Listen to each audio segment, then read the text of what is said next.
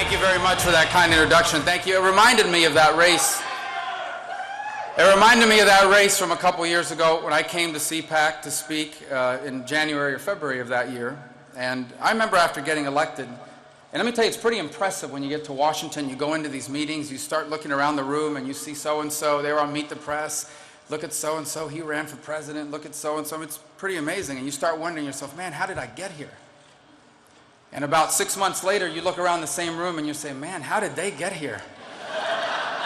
So we're at that phase now. But thank you for this opportunity to speak to you for a moment. At what I think is really a critical moment in our country's history. And I think you're going to hear that from every speaker tonight. But I wanted to take 2 points about why I think this moment is so critical. First of all, let me share with you something that I hope you believe with all your heart. And that is that while we are facing true challenges and real obstacles, there isn't a single nation on earth right now that I would trade places with. There is no other country that I would rather be. That doesn't mean we don't have challenges and problems to confront, and I'll talk about those in a moment.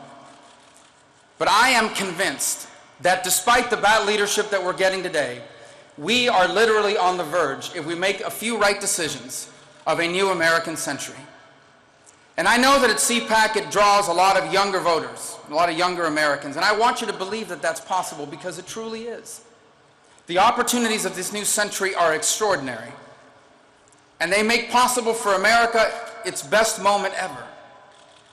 Speaker after speaker will tell you that they believe our greatest days are yet to come. I know that to be true, but we have to overcome some of the challenges that we face. And the good news is that they can be overcome. Now, our economy today is living through a moment of extraordinary economic insecurity.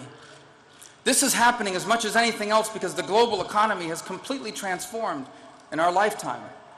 My grandfather used to remind me when he helped raise me that when he was born, there weren't even airplanes in the sky.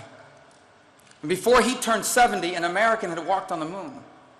That's how much the world changed in 70 years. Now realize that the world is changing even faster now than it ever has before. And this presents real challenges for our economy, but it also presents real opportunities.